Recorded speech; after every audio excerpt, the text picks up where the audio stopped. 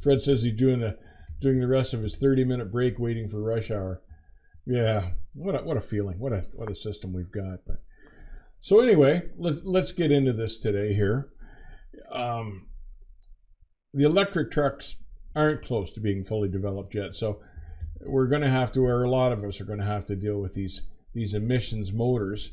And as I was saying a few minutes ago, the more I looked at these things and how they worked, the more I realized how complicated they were and how many areas they had that could go wrong.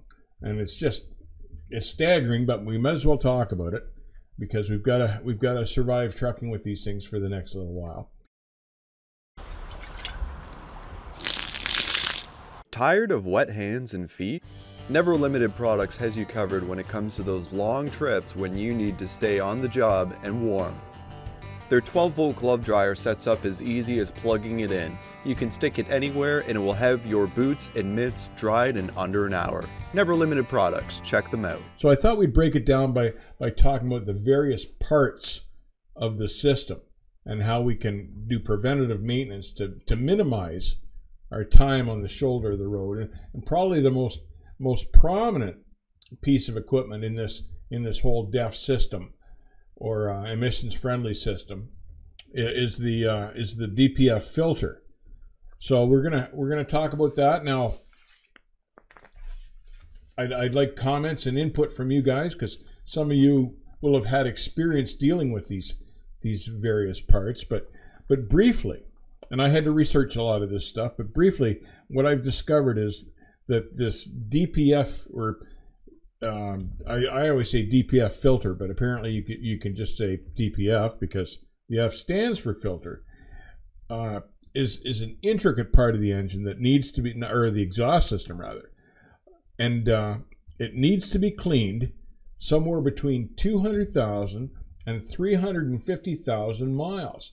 Now, from literature I read that suggested on how to cope with these filters is to get a second filter and swap them in and out, because apparently to clean these filters successfully can take a couple of days. By the time they take the truck system apart, clean it, and put it back together, you're looking at losing a couple of days of downtime.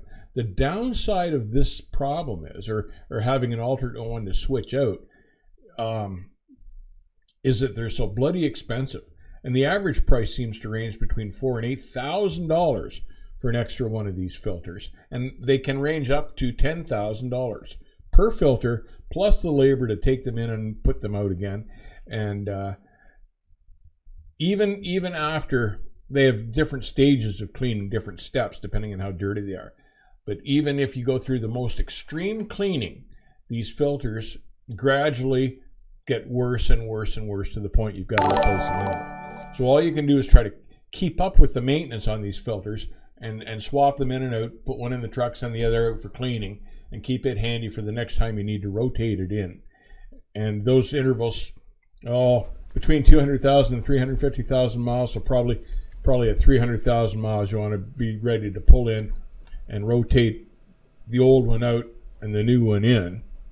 And when they send the old one out, it can get thermal cleaning if it's not too bad. It can get pneumatic cleaning if it's worse. And for the dirtiest of filters, it requires a wet wash. And every level is more and more expensive. And every time you get one of these filters back from cleaning, it's never as good as new.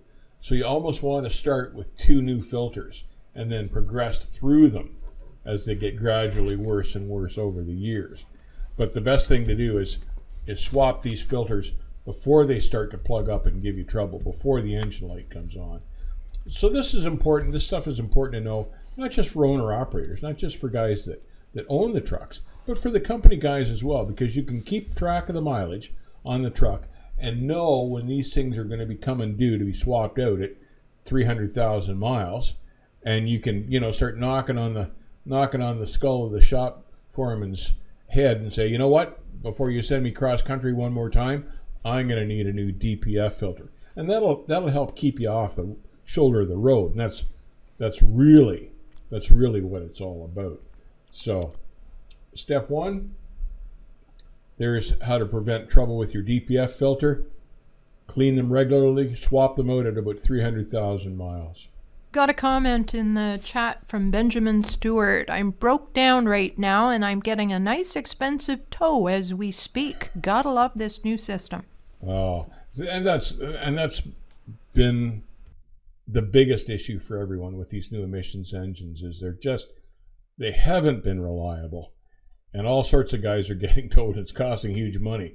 And the best thing you can do is just to keep ahead on top of the preventive maintenance to try to limit your breakdown time so you're not hitting the shoulder of the road. That's what we're trying to do here today, is to, make everyone aware of what steps they need to take and when, that type of thing. How to babysit these picky engines, because they are a finicky deal. I tell you, when I figured out how they actually work, it's a nightmare. But you've got to keep going, so you've got to keep them up as best you can.